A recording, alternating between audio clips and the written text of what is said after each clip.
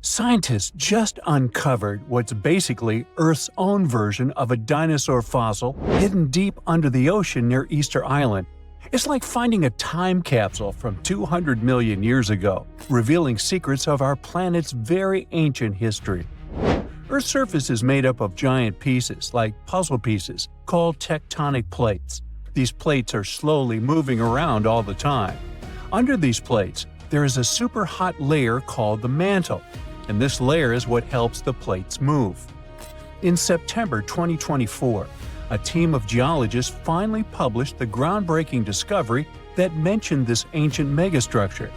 This old piece of ocean floor might be connected to why the ocean floor is spreading apart faster in some places than in others.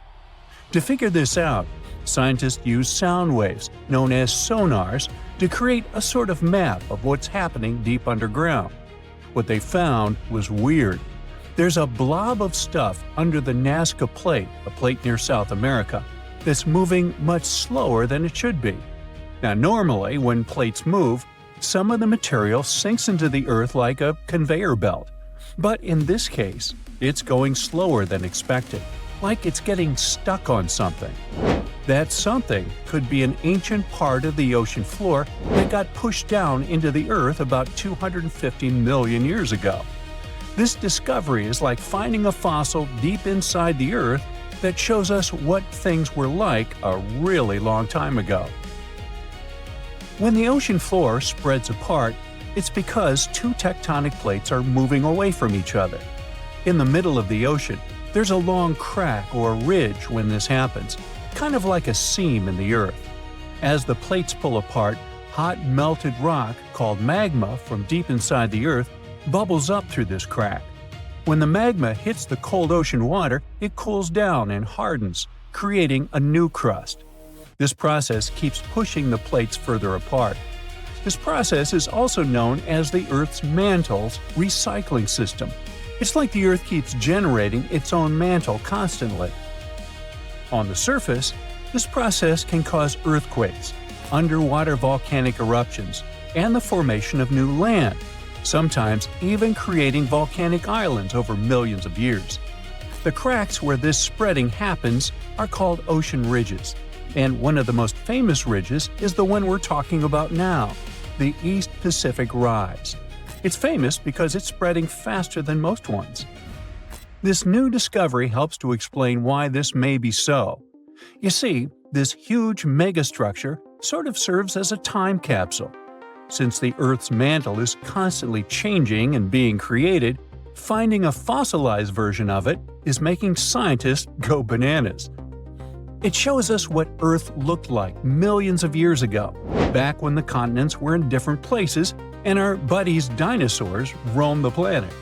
This ancient chunk of ocean floor also helps us understand how tectonic plates have moved through history. Although we usually hear and talk about Pangaea, the first supercontinent to exist on Earth was actually called Valbara. The shifting and moving of these tectonic plates are actually what gave rise to the continents we know and live in today. This huge fossil can also help to improve our knowledge of the so-called Earth's mantle's recycling system. By learning how this huge piece of crust got stuck and slowed down, scientists can better predict things like volcanic eruptions and earthquakes.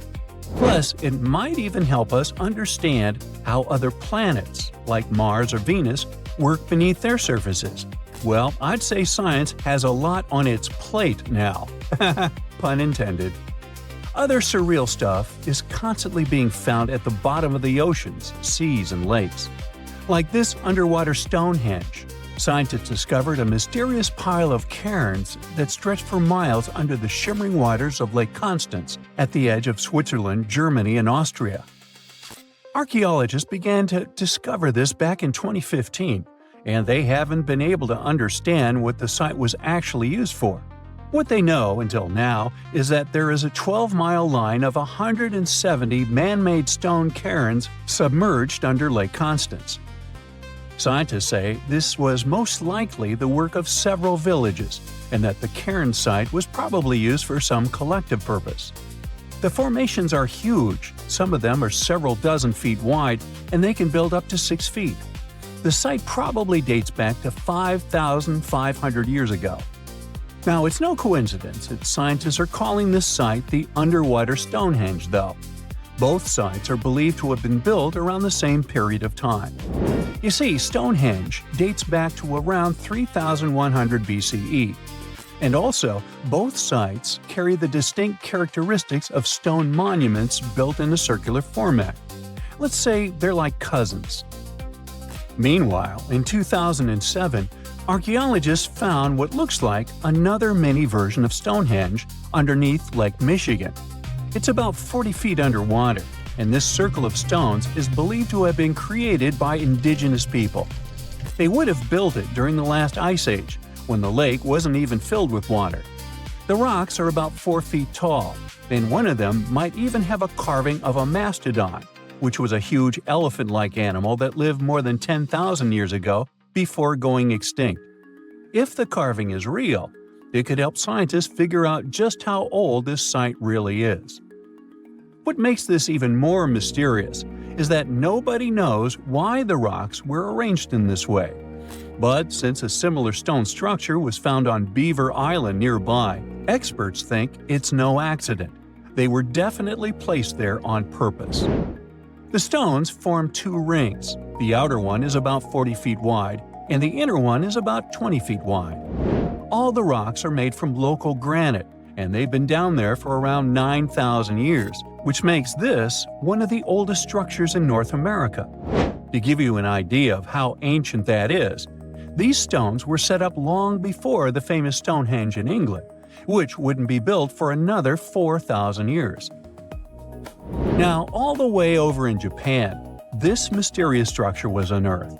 At first, it looks like an underwater Machu Picchu. The site is filled with a huge pyramid-shaped structure, arches, staircases. It's something that could have easily been a palace or a castle. Behold, the Yonaguni Monument. It also goes by the name of Japan's Atlantis. The entire monument is about the size of 5 football fields and the height of a 5-story building. Its most surprising structure is its expansive terraces that host large crowd gatherings. Explorers and scientists believe that Yonaguni dates back to 10,000 years ago. But whether it is a human-made structure or a natural formation is still under debate. For Japan's top marine geologist, Yonaguni is the heritage of a lost civilization. This guy has dived into exploring the ruins over 100 times over the past 10 years. According to him, there are clear signs of human activity down there. The triangle pool, located on the monument's surface, is a triangle-shaped concave that is a historical symbol of water fountains in the region. There's also a giant turtle carved on the eastern side of the structure, which has an important cultural meaning. Several pieces of stone tools have been recovered from the site. Their estimated age dates back to 10,000 years ago. However, not all scientists are convinced of this explanation. For many, Yonaguni is the result of thousands of years of erosion. The fact that the monument is composed of one massive rock leads them to believe it is not human-made. The defined edges and flat surfaces resemble a natural formation occurrence in Northern Ireland known as Giant's Causeway. A series of interlocking basalt columns look like the ruins of a palace, but they were the result of volcanic activity in the region. It started as a routine cleaning to scoop some mud off the coast of Indonesia, but turned into a discovery of remnants of a lost, submerged, Ice Age landmass. Archaeologists found more than 6,000 fossil fragments, and among them, 140,000-year-old Homo erectus remains. This find made scientists rethink how early humans lived, moved, and interacted in Southeast Asia. For years, they thought that Homo erectus on Java Island lived in isolation, separated from the rest of the world. But these dredged fossils blew that story apart. It turns out Java wasn't an island at all back then, but part of a landmass called Sundaland. So, Southeast Asia stretched out like someone had drained the ocean, connecting Indonesia, Malaysia, Borneo, Thailand, and Vietnam into one gigantic landscape. Today's islands of Java, Sumatra, Borneo, and Bali were connected by river systems that probably looked like the Amazon, by forests where giant animals roamed, and by coastal plains that would later sink beneath the ocean when temperatures went up. And Homo erectus were not stuck. They were thriving in what honestly sounds like prehistoric bliss. Yep, it was nothing like we normally imagine Ice Age, a sort of frozen wasteland. Sea levels dropped more than 400 feet because so much water froze into glaciers. When all that water got locked up in ice, whole sections of the ocean floor popped out of the water like stepping stones. Suddenly, early humans didn't need boats. They could literally walk from what's now mainland Southeast Asia all the way to places that are islands today. They could do it while exploring and chasing herds across open land. It was sort of like a giant prehistoric highway system. That giant highway matters because it completely rewrites how early humans moved around. Instead of being trapped, Homo erectus had a whole continent to roam. They followed rivers, crossed valleys, and adapted to different environments the same way you learn shortcuts to the office or find new routes to your favorite coffee shop. And because everything was connected, animals wandered freely too. Tigers, elephants, supersized cows, and turtles the size of small cars. People followed these big animals.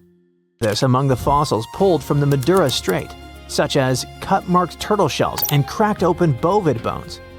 When you see precise cut marks on bone, it means someone was deliberately carving meat off the bone with tools they made themselves. And cracked bones mean they were taking out marrow, which was like prehistoric energy gel, rich, fatty, and perfect when you need calories to survive. That's a level of planning and skill scientists didn't expect from Homo erectus. It pushes Homo erectus closer to species like early Homo sapiens and Denisovans when it comes to behavior. It means they weren't just surviving on scraps, they were actively pursuing animals, processing, and maybe even sharing food the same way later humans did. So if you imagine them as slow, hunched cavemen, forget that. These people were sharp. The techniques they used to process food look eerily similar to those used by other hominins. Not just Homo erectus, we're talking Homo floresiensis, Denisovans, and early Homo sapiens. That opens the door to the possibility that these groups didn't just exist side by side. They might have interacted. Maybe they traded ideas and copied techniques. Or maybe they even interbred or shared territories. All this makes Southeast Asia look not like a series of isolated islands, but like a buzzing human ecosystem, a place where different human species crossed paths. And here's the heartbreaking part. Everything we know about this place, everything humans built, lost, and discovered there, is all underwater now. When the Ice Age ended, glaciers melted like forgotten ice cream cones on a hot sidewalk. Sea levels rose. Slowly, then quickly, rivers flooded, coastlines vanished, entire human landscapes disappeared beneath the waves. Sundaland drowned over thousands of years, and the people who lived there either adapted or moved to higher ground. Archaeologists now try to interpret what these people did, how they lived, and how many human species walked that land.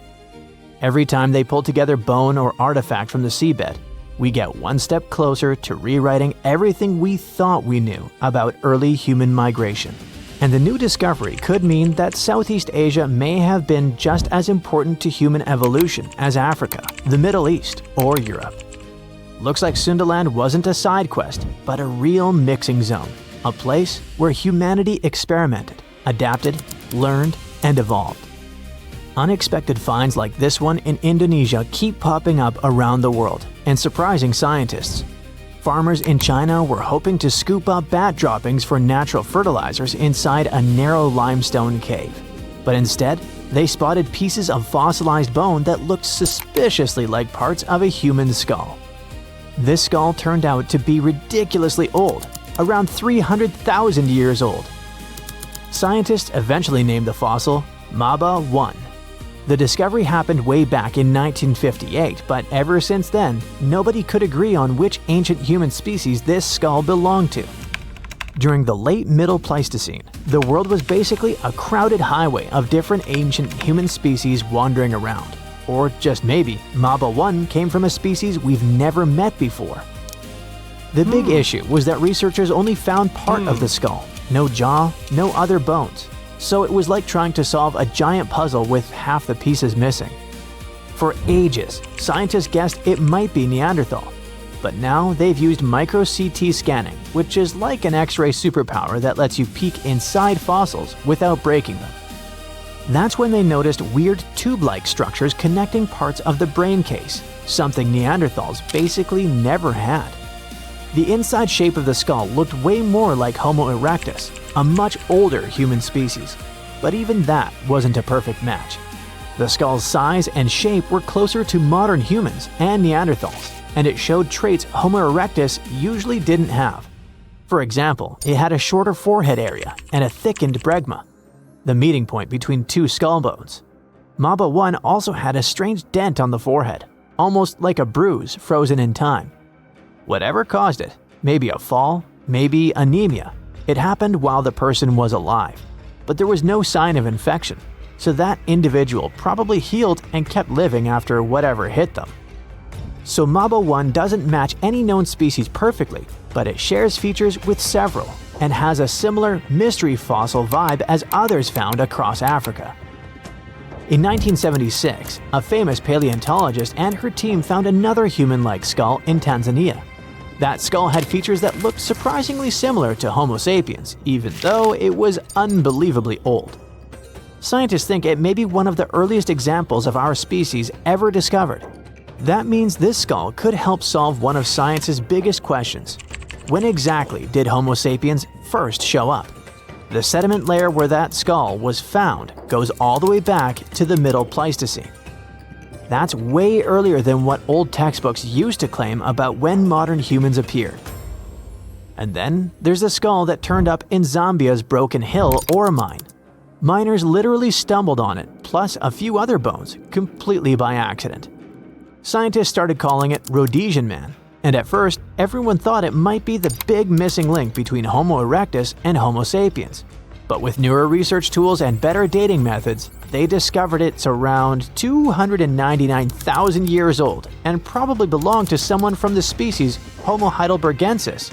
Every new fossil acts like a missing puzzle piece on the giant chaotic story of human evolution. Each one helps scientists connect species that once seemed unrelated, redraw family trees, and rewrite chapters of our past we didn't even know were wrong. The lost city of Atlantis may have actually been found. No, really. Two researchers were working in the waters off the coast of Cuba when they discovered the ruins of what looked like an ancient submerged city.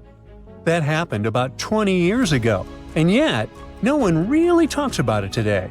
It's like the authorities just took the research, locked it away in some top-secret room, and decided no one else should know about it. But why? Well, I'm going to tell you. Back in 2001, Paulina Zalitsky, a marine engineer, and her husband, Paul Weinswig, were hired to explore the waters off Cuba's western coast. They had two main objectives: to search for old shipwrecks, possibly hiding treasures like gold and jewels, and to locate valuable oil and natural gas deposits deep underwater. They were using a sonar. Basically, this equipment is like a sound-based radar. It sends out sound waves underwater, and when those waves hit something, like a sunken ship, they bounce back. The system can figure out where and how far the object is just by listening to the echo. So, the couple was scanning the seafloor with this equipment more than 2,000 feet below the surface. And then, out of nowhere, they found something way more interesting than gold or oil. They found stones. Not just any stones. I'm talking huge, perfectly arranged stones, kind of like a mini version of the pyramid at Chichen Itza, or even better, like a bunch of tiny submerged Chichen Itzas. Yep, they saw that, or at least they think they did. The thing is, sonar doesn't work like a camera. It definitely doesn't record video or take actual pictures underwater. What it does do is create images using sound. And those images are usually just outlines or shapes, kind of like a blurry black and white sketch. It shows you where things are, but not exactly what they look like. And that's exactly what happened back then. The equipment started producing images of these perfectly organized stone structures, and it really looked like some kind of urban development. I mean, the site was just too organized, too symmetrical to be just random rocks. But it sounded too good to be true. I mean, this discovery could totally change everything we know about ancient civilizations on the American continent. So the scientists decided it would be too irresponsible to announce anything without finding more evidence first. And that's why they decided to go back to that same spot. This time they sent down an underwater remotely operated vehicle to actually see what was going on beneath the sea. See? This robot was basically an underwater cameraman. And yep, it confirmed it. There was definitely something strange down there. It looked like an ancient city made of huge smooth blocks of granite. These rocks were about 8 feet by 10 feet. Some were in pyramid shapes, others were circular. Some seemed to be deliberately cut and then stacked on top of each other, while others appeared isolated from the rest. Together, they looked like they were forming corridors and outlines of rooms. It was like finding large buildings in the middle of an underwater desert. These images were enough for Zalitsky to seal the deal. Back then, she confirmed that this amazing structure, her words, could have been a large urban center. Again, her words. Then the couple started to speculate. They said that these structures were probably built more than 6,000 years ago, which would make them older than the Great Pyramids of Egypt. It's even older than the famous Maya, the civilization that used to live in the Americas and is known for their ancient and advanced temples. The research also suggested that these structures might belong to a civilization that lived on the American continent thousands of years ago, and that we didn't even know about. This supposed civilization once thrived on a 100-mile land bridge connecting Cuba to Mexico's Yucatan Peninsula. But then, something catastrophic happened. According to their theory, the Earth's faults shifted beneath the surface, leading to a massive earthquake.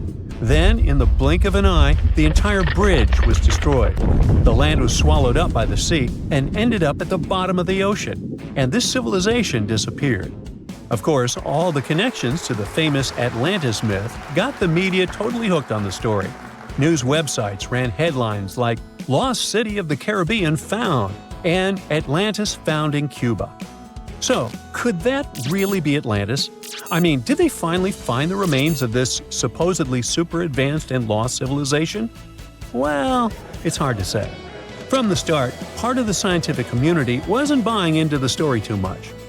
First, there's the issue of the date. Saying that this civilization existed at this spot at least 6,000 years ago just wasn't very credible. Then, some European archaeologists argued that the stones they found using sonar might just be natural limestone, not perfectly sculpted granite. And third, it was too deep. Even with the whole theory of earth faults opening up and swallowing everything, it's still hard to explain how an entire city ended up so deep in the ocean. For comparison, there is Heraklion, a real ancient Egyptian port city that got submerged. Today, it is only about 19 feet underwater. But this so-called Atlantis city is at depths between 2,000 and 2,460 feet. See how that's totally different, right? People think it would have taken around 50,000 years for such stone structures to sink to the depth where they are said to be found. And according to experts, none of the known civilizations from that long ago had the ability to build such structures. But for Zalitsky, yes, it was possible. She still believed in the fault theory to explain how this land ended up at the bottom of the ocean so fast. Big movements of the Earth's tectonic plates are usually followed by things like volcanoes and earthquakes. So, according to her, it's a powerful event, and the island sinking could have happened really quickly. This earthquake theory could also explain why some of the megaliths on the seafloor look organized while others don't. But to really prove any of this, they needed a specially designed robot to go down there again and take samples of the rocks and sediment. That way, they could figure out how old the rocks were and maybe even find signs of human life, like carvings, sculptures, or artifacts. The problem is, drilling into those structures isn't easy. They look like granite, and drilling granite that deep underwater is seriously tough. And more than anything, they needed money to do it, a lot of it. So maybe they just never got the funding. Because even with all that initial hype, no further explorations or studies were ever reported. And that lack of follow-up sparked a lot of speculation. Some people even wondered if the story got shut down on purpose, like maybe the authorities wanted to keep something top secret. As if this underwater city was built by some kind of higher extraterrestrial being, and they just don't want us to find out. But truth be told, the strongest argument for saying, yeah, that is definitely a lost city, is that nature supposedly couldn't have built something so symmetrical. Geologists did try to find natural explanations, or at least similar examples from other parts of the world, but they came up short. Still, just because we haven't found a clear natural explanation doesn't mean there isn't one. Nature can create some pretty wild and unexpected stuff, so honestly, that whole too perfect to be natural angle is kind of a weak argument. What most likely happened is that experts just weren't convinced it was actually a sunken city, and that's probably why no one followed up on their work. Over time, the buzz faded, the story disappeared, and the site slipped back into silence. And without more data, the true nature of those underwater formations off Cuba's coast is still a mystery.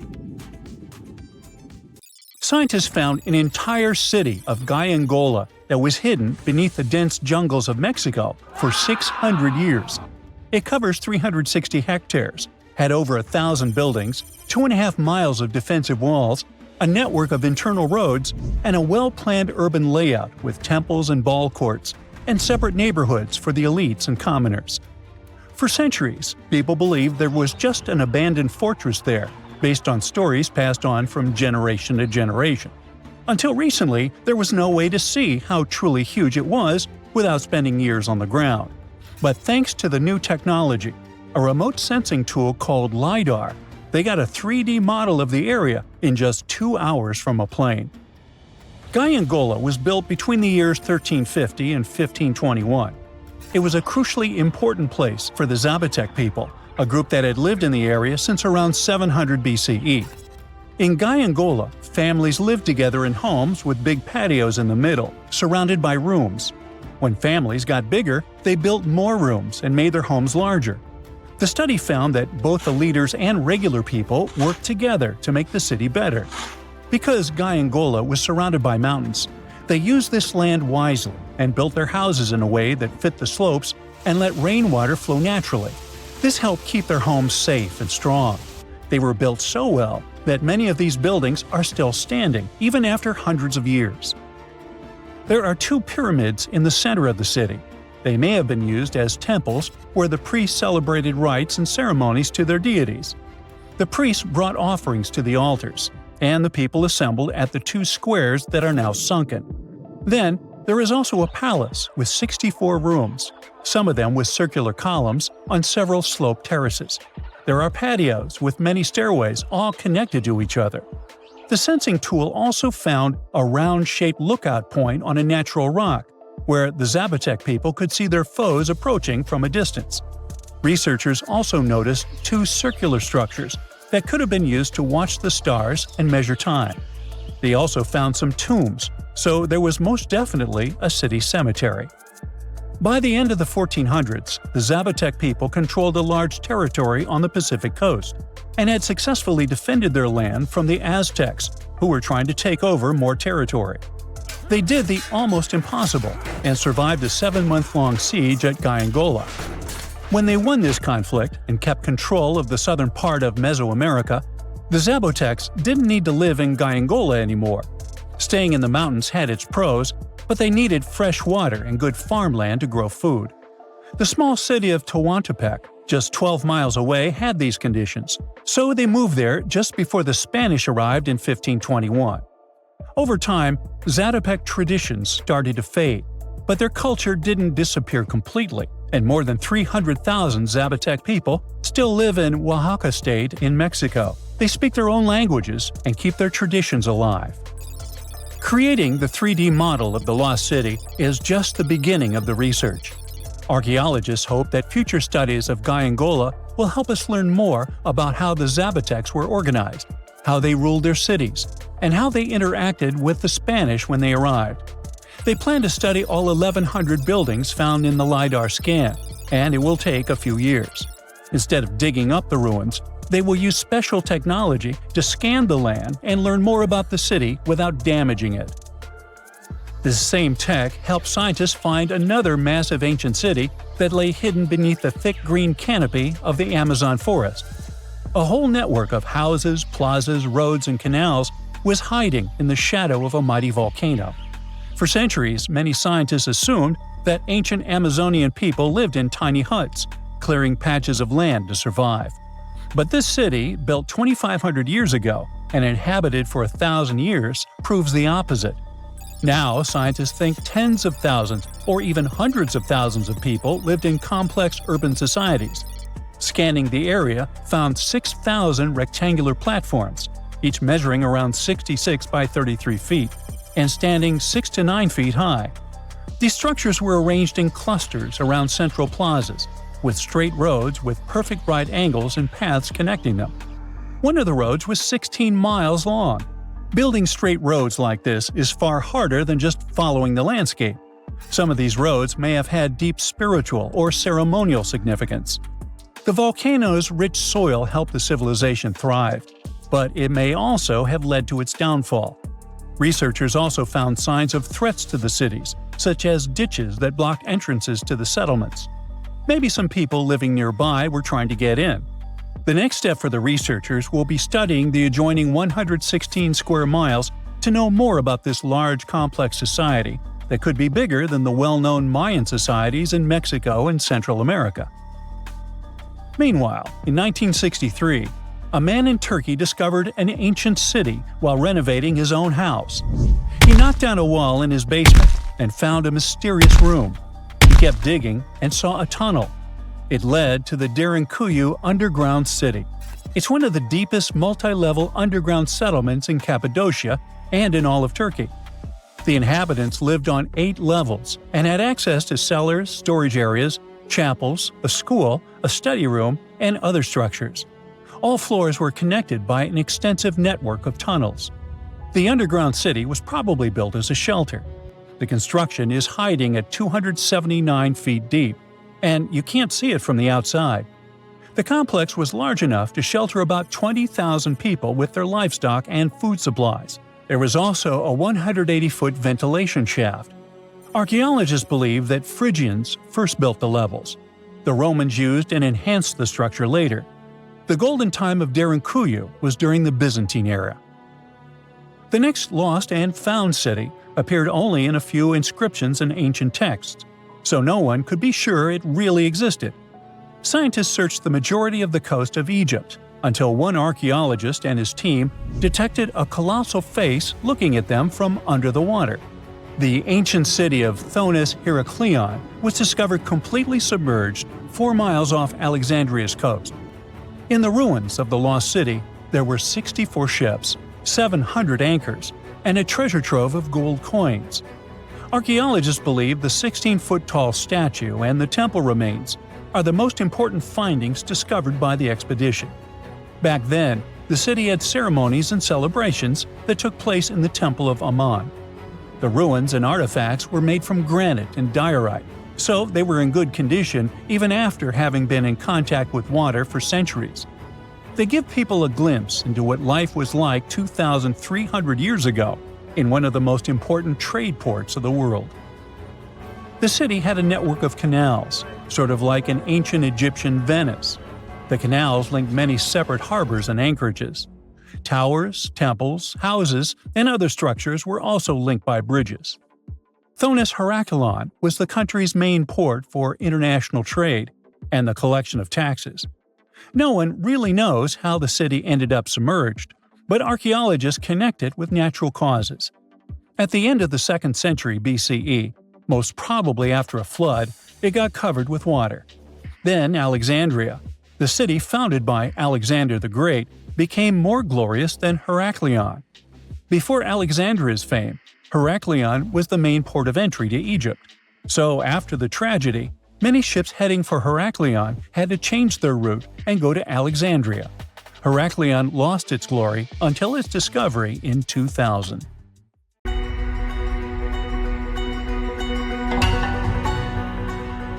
Take a look at these stones. They seem ordinary at first glance, just ancient slabs, ruins of some buildings. However, unlike many other archaeological finds, this one is among the most mysterious and unique. Here's why. These stones are the remains of a large temple complex called Puma Punku, located in Bolivia. Scientists aren't certain, but it's likely that Puma Punku was built by the Tiahuanaco Empire, which existed between 300 and 1000 CE, before the Inca Empire. There is no information suggesting that this civilization had advanced building technologies. Moreover, they might not have even had a writing system. Every stone was carved and polished with astonishing precision. They fit together perfectly, like pieces of a puzzle. The craft is so refined that not even a razor blade can pass between the stones. Quite impressive for people who lived around 1500 years ago. And these stones are heavy. The largest ones weighed around 130 tons. So, how did the builders transport such weight from one place to another? Scientists suggest that this civilization did not know about the invention of the wheel. So, how did they manage to build such a perfect engineering structure? Did Tiahuanaco have the knowledge and tools for stonework? Or did someone else build Puma Punku? There are several theories about this. Theory 1. There was some advanced civilization that came to South America, interacted with Tiahuanaco, built this engineering marvel, and then left. Theory 2. Some beings from another planet came to Earth, showed humans how to build perfect structures, and created Puma Punku. This theory is dubious. Another idea from this series suggests that Puma Punku was built by mythological creatures from the South American culture at that time. Theory 3, the most likely one. There is no mystery here. Tiahuanaco was indeed an advanced civilization with incredible building technologies. So, what do you think?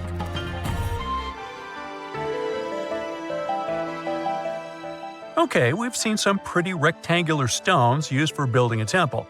How about perfectly round stones for studying the starry sky? Or for some other purpose, it doesn't matter. So, welcome to Costa Rica. In the south of this country lies the so-called decaspheres. These are large, heavy, round stones created in the pre-Columbian era, around 600 CE. Now, each stone is made from a unique type of rock formed from cooled magma. In other words, someone waited for a volcanic eruption to end and for all the magma to cool, and then took all this material and carved these spheres from it. But how did they achieve such a perfect shape?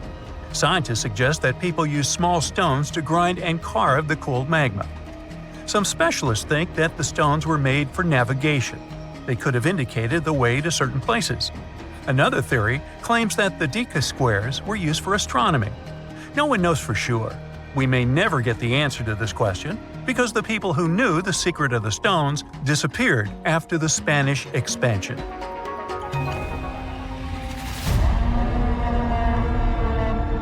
So, let's continue our journey. See these cobblestones? Archaeologists still don't know why they're arranged along a long stretch of desert crossing Jordan and Israel.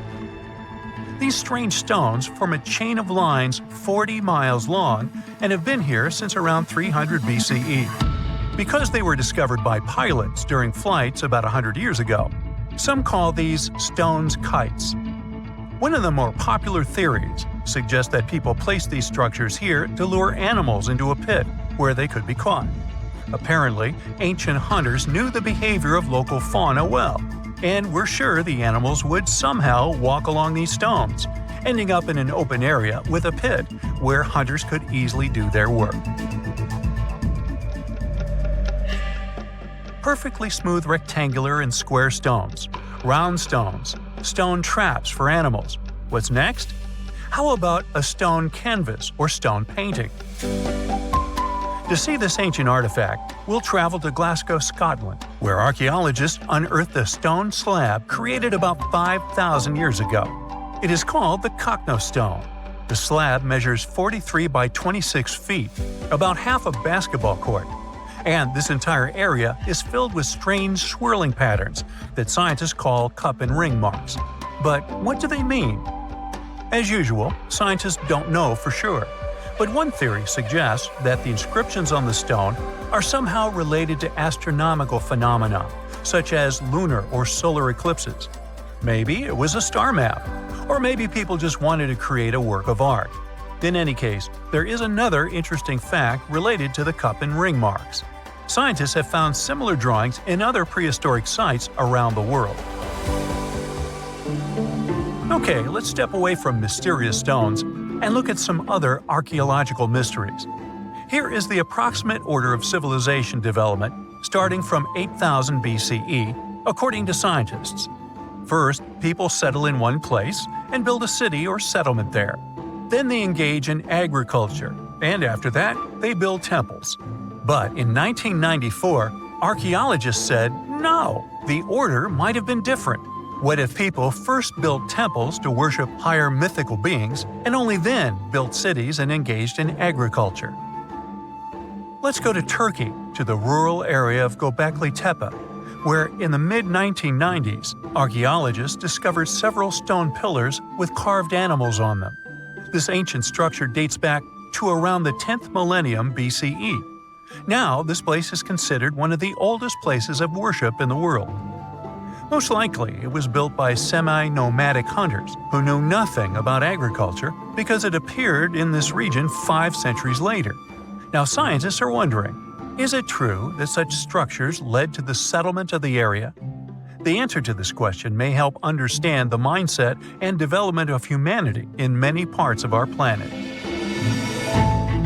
So, would you like a scroll with the location of a treasure marked on it? You could say you already have one. Check it out yourself. Just Google the Copper Scroll Treasure. Download a high-resolution photo of the scroll and follow the instructions. Oops! The instructions are written in an incomprehensible language. Scientists have been trying to decipher this message since the scroll was discovered in 1952 in Qumran, and the answer is still not found. According to one theory, the scroll contains information about a large amount of silver and gold. But even if the treasure does not exist, this artifact is still quite interesting to study.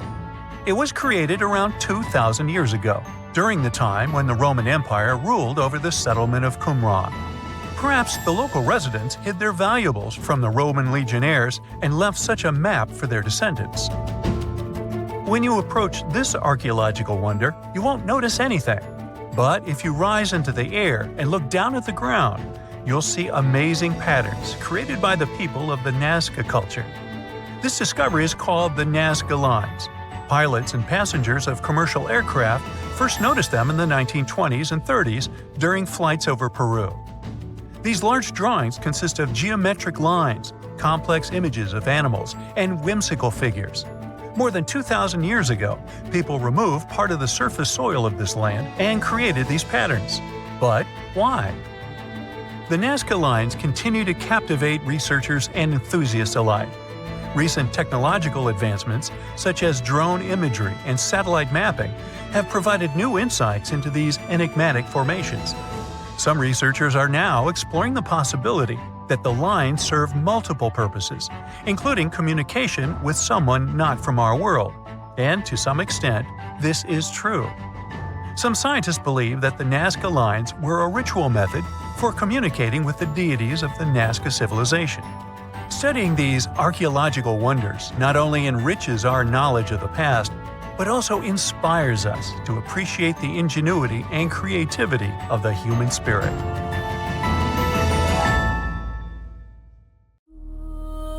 Eridu, a megacity older than the first known civilization and older than the pyramids of Giza, was buried in the sands of the Mesopotamian desert for over 2,000 years. Now, scientists have made a discovery that changes what we know about the ancient city. They found over 4,000 canals around Eridu that brought water to more than 700 farms where people worked between the 6th and the early 1st millennium BCE. Now, Eridu was founded around 5400 BCE and was the city of the first kings, and history's first city according to the Sumerian king list, an ancient text on a clay tablet. Ancient Sumerians believed that deities created this city when they decided to settle on Earth. Eridu plays such a big role in Sumerian myths and legends that, at some point, people used to think it was just a mythical location. The most famous Eridu myth says that the skies got angry because humans were too noisy, so they decided to send a great flood to wipe them out. A new study showed that the Euphrates River served as the source of water for the entire city. The researchers mapped what remains of the ancient landscape and found a well-developed network of artificial irrigation canals. They discovered 200 large main canals pulling water from the Euphrates, and those canals fed another 4,000 smaller canals. The team used everything from satellite images and drone footage to soil analysis, old records, and remote sizing tech to map out the area. The 700 farms that used the water from the system were different in size, from about 5,000 square feet to over 200,000 square feet. The main canals were a little over a half-mile long, and some stretched more than 5 miles. The smaller canals could be as short as 32 feet. Rivers in Mesopotamia were the main water sources for farming, so ancient farmers had to learn how to guide water from the river to their fields. It all started with simple methods, like digging small canals, but over generations, they learned how to build massive canals up to 62 miles long. The Euphrates itself helped the farmers. Water was moving thanks to gravity down its elevated riverbanks, and natural breaks in the banks let it spill onto the land. Researchers aren't sure when each canal was in use, and it's unlikely that all 4,200 canals were active at the same time during that long period.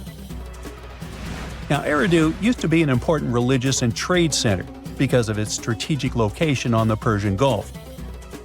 Its economy mostly had to do with fishing, thanks to the Euphrates River. Researchers found fishing nets and weights and whole bales of dried fish at the site. And there were even models of reed boats, the earliest physical evidence we have for constructed boats anywhere. The city was thriving until people abandoned it around the year 600 BCE, and scientists still aren't sure why they did it. The local residents, plus the visiting pilgrims and merchants, had just exhausted all the resources of the land. They had to let it rest several times before abandoning the city for good. It happened when the Euphrates changed its course, and they lost their main source of water. Now, many centuries later, in 1854, a British official was on a mission to this area to check out a remote place that had a bunch of mounds called tells, which are piles of debris left behind by ancient human settlements. At first, Taylor wasn't impressed. He had been hoping to find something big, maybe statues, ancient writing, or ruins of palaces and temples. But with the brief time he had, all he found were things like walls, drains, stone platforms, and pieces of limestone columns decorated with tiny mosaic cones. But he didn't know that these boring mounds were hiding one of the oldest cities on Earth, Eridu. The people at the British Museum got interested in the finding, but the first full-scale excavations took place here only around a century later. The local Iraqi authorities got really interested in the excavations as they were hoping to find more about the earliest days of Mesopotamian history. So they focused on Mound 1, a massive tell as tall as an 8-story building. Soon they uncovered part of an unfinished step pyramid from the end of the 3rd millennium BCE. As they dug deeper, they found layers of human life going back in time. There were levels from the Uruk period, and even remains from a time before the Sumerians called proto-history. In those lower layers, they discovered multiple rebuilds of the Temple of Enki, the city's main deity. People rebuilt this temple again and again for over 2,000 years. Every time the temple collapsed, they built a new one right on top. Each new version of the temple was bigger and more impressive than the last. From the middle of the 4th millennium BCE, these temple buildings became massive, more advanced than anything else humans had built up to that point. The city in Eridu was also becoming more complex, with clear social classes. Eventually, they stopped rebuilding the temple and put up a step pyramid on top of the ruins. Even though Eridu faded, it likely stayed important as a religious site. Archaeologists found pottery from the 2nd and 1st centuries BCE during excavations, although there were no signs of houses. The Sumerians were an innovative civilization, as you can tell. By 1500 BCE, they invented the cedar plow, a tool that let farmers plow and plant seeds at the same time, using animals like oxen to pull it. This gear even came with instructions. Ooh. The Sumerian Farmer's Almanac gave farmers advice on how to grow more crops with proper tilling and irrigation. These smart farming tricks helped feed more people, which led to larger cities, an organized ruling system, and more focus on religion. And as their cities expanded, so did their work in writing, math, and spiritual life. 5,000 years ago, the Sumerians had already produced cuneiform, one of the first writing systems in history. So another recent find from the same part of the world proves that bureaucracy existed already 4,000 years ago. Archaeologists found ancient administrative tablets in another ancient Sumerian city. These clay tablets are the oldest solid proof we have of the world's first empire, the Akkadian Empire. The tablets were inside a state archive building made of mud bricks, which had different rooms that acted like offices.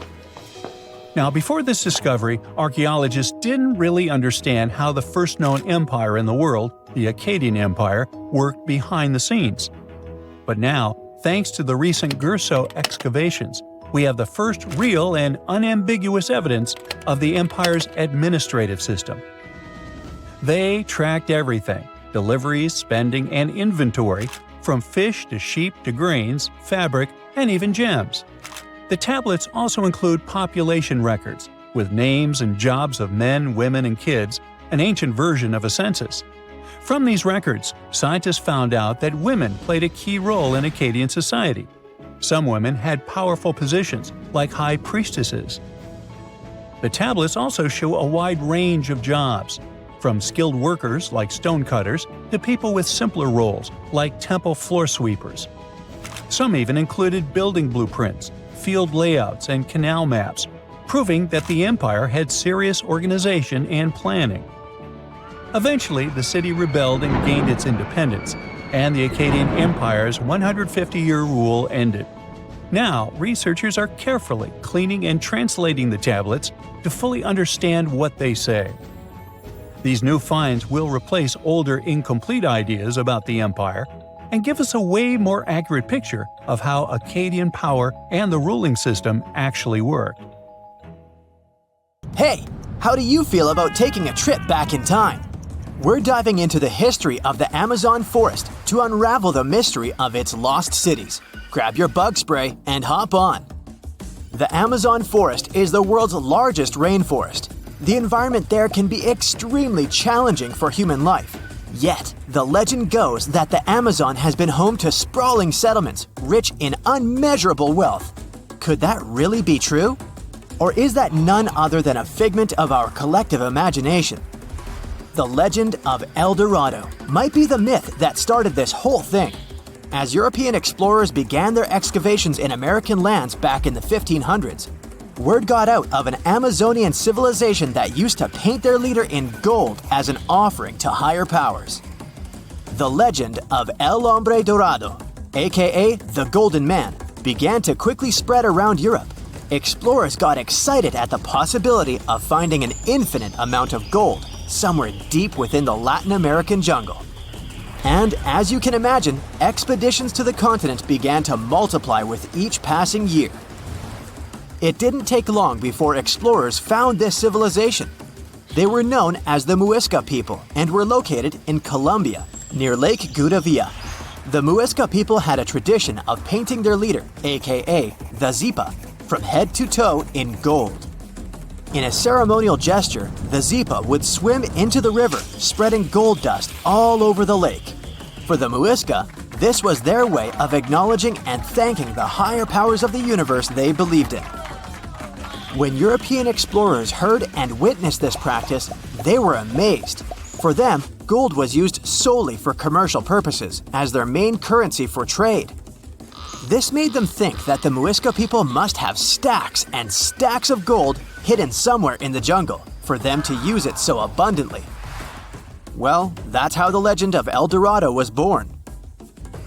What was once the practice of El Hombre Dorado traveled on word of mouth until it became El Dorado, a fictional city that was most likely to hide piles of gold.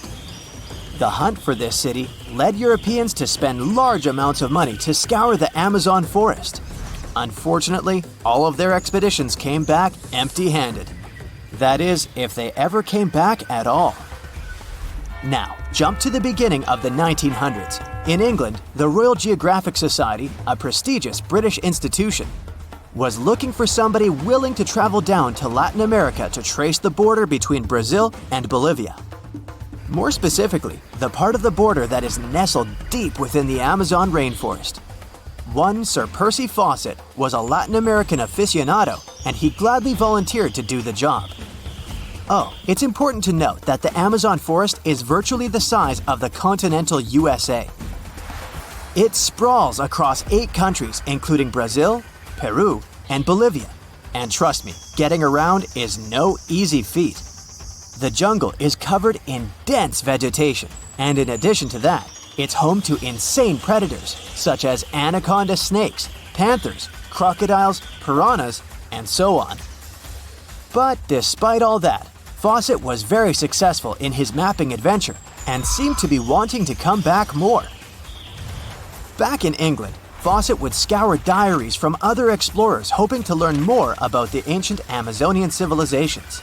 He would read about the Incas and the Mayans and the great empires they built.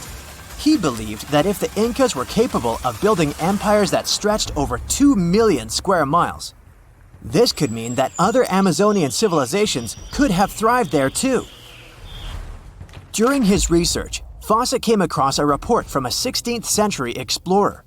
The report told of a city deep within the Amazon forest that held unimaginable quantities of minerals. A town that stretched for 15 miles without any space from a house to house. This report fueled Fawcett's imagination to a new extreme. From then on, he became obsessed with finding what he called the lost city of Z. Over years, Fawcett searched the Amazon forest, usually looking for stone ruins that could possibly indicate human settlements. On his later expeditions, he focused on exploring the state of Mato Grosso in central Brazil. He would travel from Europe and into the lower region of the Xingu River. The trip to the Xingu would take him around 14 days on foot. Then, he would set sail in small wooden boats accompanied by local indigenous leaders that knew the region better than anyone. How he communicated with the indigenous population is still a mystery, since they only spoke in local dialects. Some scientists believe that this could have been the real reason why he never found the city. They believed he wasn't able to communicate what exactly he was looking for. And this was not his greatest difficulty. As we've said before, Amazon is not a kind place for its visitors. In his diaries, Fawcett tells of encounters with a 60-foot-long anaconda, which he bravely survived. He writes of endless sleepless nights and waking up with his hands and feet swollen from mosquito bites.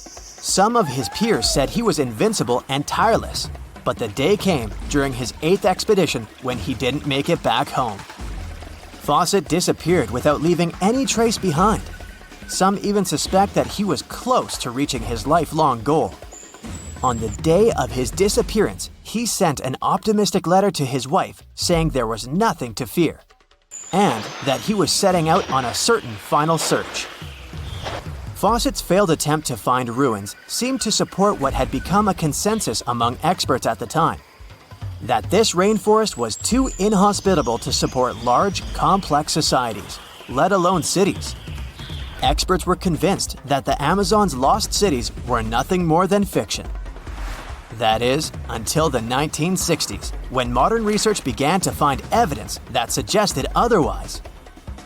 Scientists discovered patches of extremely fertile soil. They called it Black Earth. And apparently, they found lots of it in the Amazon, especially alongside rivers.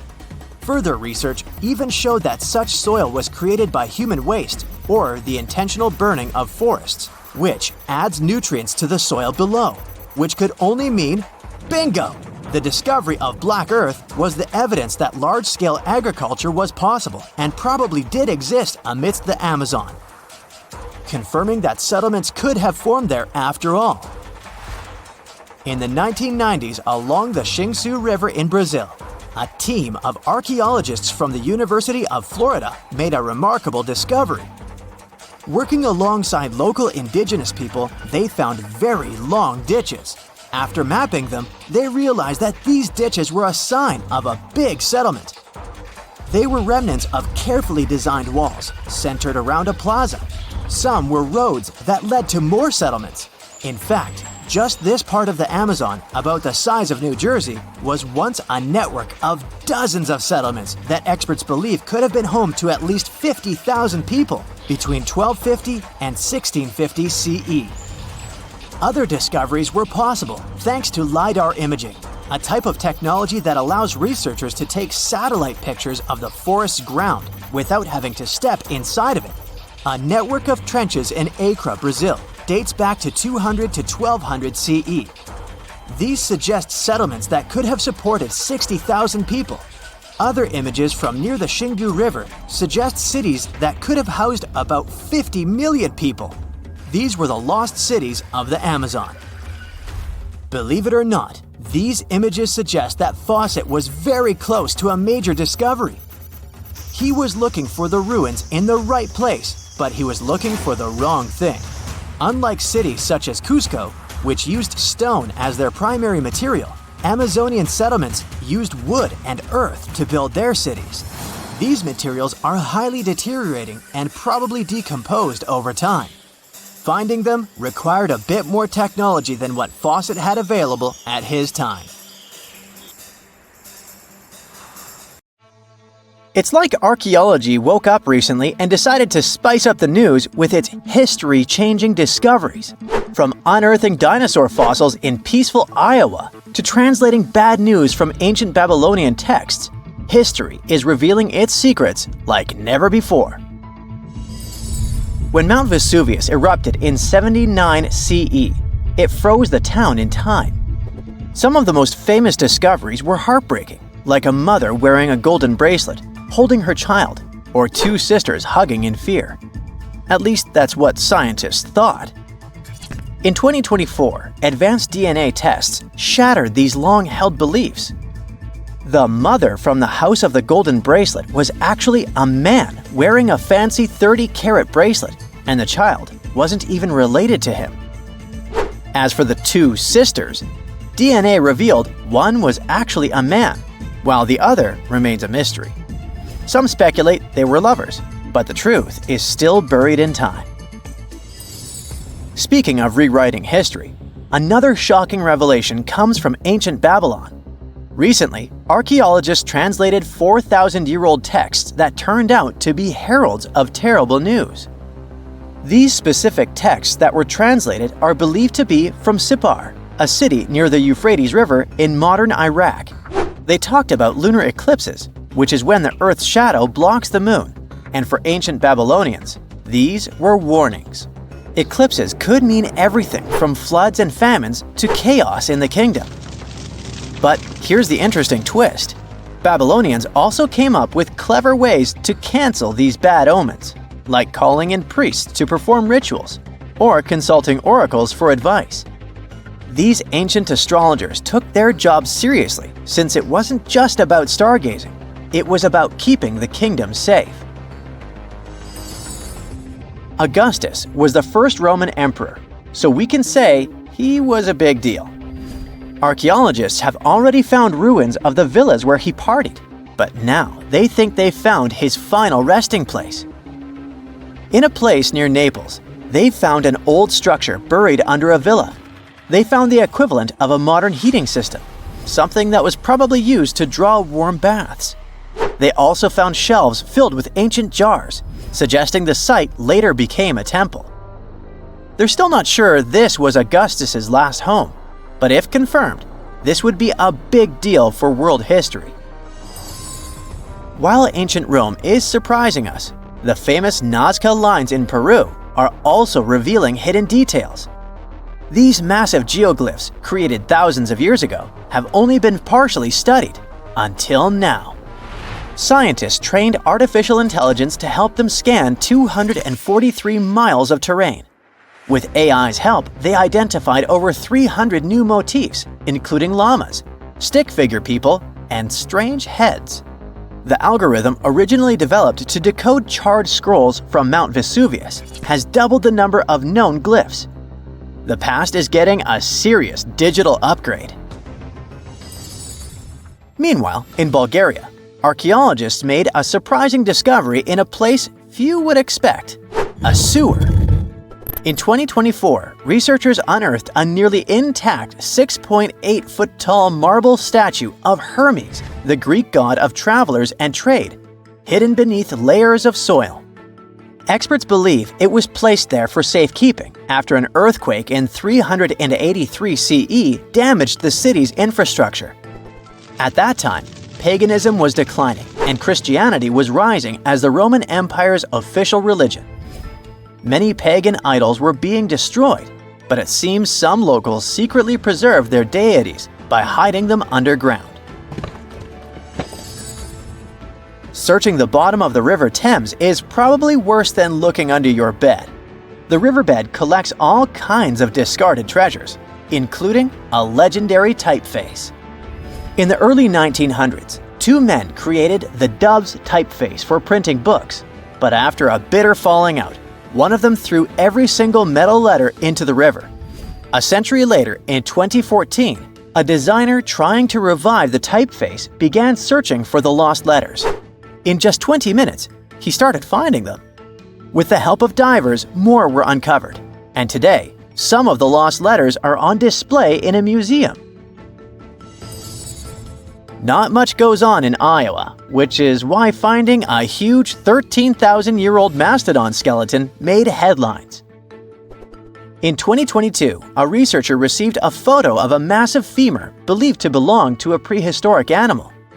It took 2 years to secure funding for excavation, but in 2024, archaeologists finally dug in. After 12 days of work, they uncovered a well-preserved mastodon skull, the first ever found in a Midwestern state. This discovery would make Indiana Jones jealous, especially since it happened in Petra, the ancient Jordanian city featured in one of the movies. Archaeologists uncovered a 2,000-year-old chamber beneath Petra's treasury, containing at least 12 skeletons, along with iron and bronze artifacts. The chamber, built by the Nabateans, sheds new light on their afterlife practices, which remain largely mysterious. One of the most intriguing finds was a ceramic chalice clutched by one of the skeletons. Back in Peru, archaeologists made a groundbreaking discovery that turned Peruvian history upside down: a female ruler. At the 1,600-year-old site of Pañamarca, scientists uncovered a throne room decorated with colorful murals. These murals depict women spinning and weaving, men carrying a crown, and even a crowned woman speaking to a birdman. The discovery suggests that Moche women weren't just spiritual leaders, but rather had real political power too. Tiny houses are mainly a modern thing, but archaeologists think they found one in ancient Pompeii. Unlike traditional Roman homes, which had grand atriums for entertaining guests, this house had none. But what it lacked in size, it made up for in artistry. Inside, scientists found a painted altar decorated with birds of prey, sparrows, snakes, and plants. The altar held ceremonial items like a lamp and an incense burner, still holding traces of fragrant herbs. In 2021, researchers scanning the Baltic Sea found a massive stone wall hidden beneath the waves. The Blinker Wall, stretching over 1.5 miles, could be Europe's oldest man-made structure. Sitting 68 feet below the surface, it's built from around 1,400 small stones placed between 300 giant boulders, some weighing up to 142 tons. Dating back over 10,000 years, the Blinker Wall predates Stonehenge and France's Karnak stones. meaning it was likely built when the area was dry land. Scientists believe it may have been a reindeer hunting tool, guiding animals into a lake where hunters could strike. Oh, and then there's the granite slab that was found in Egypt's Abydos area. At first, it was thought to belong to two important people from ancient Egypt, but a recent discovery showed it was actually part of the sarcophagus of Pharaoh Ramses II, one of the most famous Egyptian rulers. A researcher found a special engraving on the slab that had Ramses II's name on it. Ramses ruled Egypt a long time ago, and after he died, his tomb was looted, so his body and belongings were moved around a few times.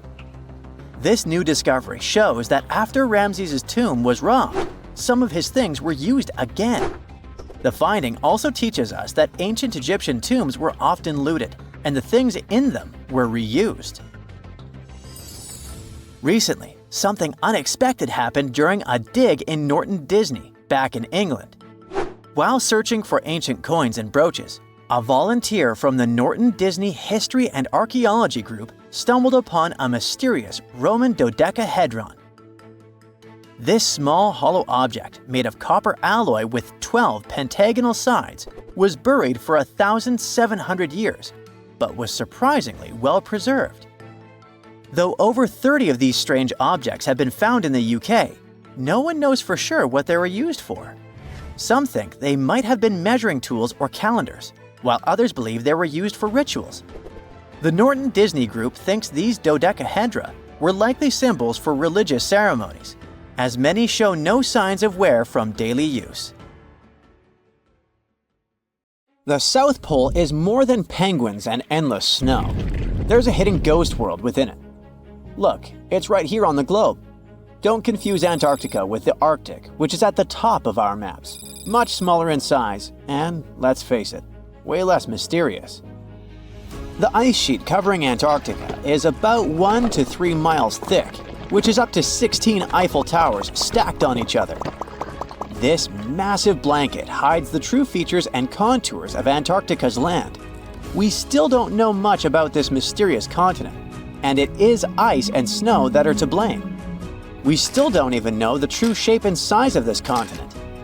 Mapping Antarctica without some huge shovels is an incredibly hard task.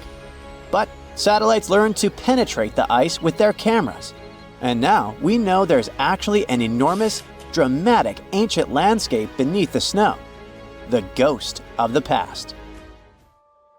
About 90 million years ago, Antarctica was a much warmer place. It was actually a lush rainforest with tons of plants and probably teeming with life. It even had rivers flowing through it. Then the ice came. This happened about 34 million years ago, during the transition from the Eocene to the Oligocene, when our planet cooled significantly. It was the beginning of one of our several ice ages. The land remained, but now was hidden under ice and snow that got thicker and thicker. To a regular eye, Antarctica turned into a white desert, vast, flat, and featureless. Time went on. This massive ice sheet moved around, smoothing and shifting the ground beneath it. Over the millions of years, it changed what the land looked like. Now, if we looked under the ice, it wouldn't hold any signs of the original South Pole, except for one place. In areas where the ice is especially thick and doesn't move much, like in East Antarctica, it has actually worked the other way around. It became like a super thick blanket that protects the land. Normally, things like wind or rain slowly wear away the ground over time, changing its shape. But since we have this protective ice blanket, it prevents these natural processes from reaching the stuff underneath. So, the ground stayed almost the same for millions of years, like it's been frozen in time. This special area near the Aurora and Schmidt subglacial basins has become the ghost of Antarctica's landscape. This place was barely touched even since it was first covered in snow 34 million years ago. This is a historical footprint, a place that can tell us what Antarctica's ground looked like before it became a freezing nightmare. As scientists peered under East Antarctica, they saw an amazing ghost. the traces of the rivers that were flowing there millions of years ago, various valleys, and some weird little islands, as well as 3 big chunks of land shaped like the letter U. Hey, what's that all about? You see, the continents on our planet are moving constantly, sliding along the red-hot lava mantle like cereal on milk. Over history, they came together and broke apart several times. Hundreds of millions of years ago, several continents were a part of one enormous Gondwana. Antarctica was one of them. It used to be one huge landmass. But when Gondwana broke apart, the poor continent got stretched by tectonic forces. Parts of land were pulled away from each other. Whoosh! And they got torn apart. And that's how we got these big chunks or blocks of land under thick layers of ice. In any case, scientists now want to explore this ghost a bit more. But to study it deeply, they need to actually drill down through the ice, like using a straw to get to the bottom of a thick shake. This will help them pick up some rocks and dirt from way below to learn more about the Earth's history and climate. Antarctica is the 5th largest continent in the world, approximately bigger than the entirety of Europe or Australia, competing with the entire South America in size. Aside from East Antarctica, we discussed there are several more regions: Antarctica Peninsula, South Pole, West Antarctica, and the Ross Sea. The continent is basically a frozen sandbox, and all its hidden, mysterious landscape is actually less explored than Mars's terrain. We only know for sure that without ice, it wouldn't just be flat and empty, but an entire world full of big mountains, huge canyons, and even fiery volcanoes. Some of these volcanoes are so huge that they peak above the layers of snow. In West Antarctica alone, there are at least 138 volcanoes, though only about 8 or 9 are active today. One of the craziest ones is Mount Erebus, the southernmost volcano and the tallest one on the continent, about 12,500 feet high. And deep beneath the ice sheet, this guy hosts incredible, beautiful subvolcanic caves. The temperatures there are warm enough for t-shirts. The Antarctic Peninsula, or Lesser Antarctica, looks like a bunch of mountainous islands deeply underground. It has newer volcanic rocks that are part of the Pacific Ring of Fire, which is like a giant circle of volcanoes and earthquake zones around the Pacific Ocean. The Greater Antarctica is a huge part, almost as big as Australia. It consists of East Antarctica and the South Pole. Beneath the ice, it's a place of rocks that have been around for a very, very long time, including the special zone we mentioned. You probably know that Antarctica is nearly devoid of humans. No wonder, with a mean temperature of about -46 degrees Fahrenheit. But even though this place is horrifyingly cold and deserted, life still clings on. You guessed it, in the underworld. In 2017, scientists found DNA traces of algae, moss, and even possibly unknown small animals in the deep caves. That means that even in such crazy conditions, there are still unique ecosystems thriving in little isolated warm pockets beneath the snow. There was another incredible find beneath Antarctica's Ross Ice Shelf, a lively ecosystem vibing within an underground river. Scientists have long suspected that Antarctica's underworld should have some freshwater lakes and rivers. One day, a satellite spotted a groove there. They decided to explore it and used a hot water drill to melt their way through the ice. As they reached the underworld, they dropped a camera into one of those hidden fresh rivers. And at first, they thought they'd find just some rocks or something. But instead, they stumbled upon hundreds of amphipods, tiny shrimp-like creatures. Little ones instantly swarmed around the lens. Shrimps blocked the camera and scientists couldn't check out what they wanted to. Pretty funny, but at least that means that there really is an important ecosystem deep within Antarctica. Now, they're gonna explore it. And all this is just the beginning of the mysterious underworld. Antarctica's snow also hides the deepest canyon on Earth under the Denman Glacier. Well, Mariana Trench is still the deepest point on Earth, but it's a part of the oceanic crust, geologically speaking. Also, in 1958, explorers found a huge mountain range under the ice, as big and tall as the famous Alps Mountains. The range stretched for about 745 miles with peaks as high as 1.7 miles. And all this magnificence is buried under tons of ice. Who knows what else we might find there? Antarctica holds about 60% of our entire planet's freshwater, which means it would be pretty bad if it melted. For example, there's this Doomsday Glacier, officially known as Thwaites Glacier. It's a huge ice formation, about the size of Florida, and it's melting right now. Every year, the sea levels rise by 4% because of it. If this guy melts away completely, the sea levels all around the world will increase by 2 feet, which might not sound like a lot, but it would be catastrophic for coastal areas. Luckily, researchers have found that even if its ice shelf were to collapse in the next 50 years, the glacier itself wouldn't retreat as quickly as they feared. It's still losing ice rapidly, but it would be quite a slow process. There's nothing around, just the eternal, endless whiteness of Greenland's snow and cold winds blowing into your face. Nothing hints at the impending catastrophe. You take another step and freeze in horror. An abyss is spreading at your feet, bottomless and dark. If you had made a bigger step, it would have swallowed you. That infamous Greenland's hole. It happened in the middle of the 2010s. A group of geologists were scanning the surface of Greenland's Hiawatha Glacier using radar when they spotted something very, very strange. It was a giant pit, more than 980 feet deep and almost 20 miles wide. That's big enough to fit inside Washington, D.C. or Paris. After staring at their radars for quite a while and scratching their heads, researchers decided to find out what could have made such a huge hole. Could it have been good old erosion, a raging volcano, an asteroid impact, a giant sandworm?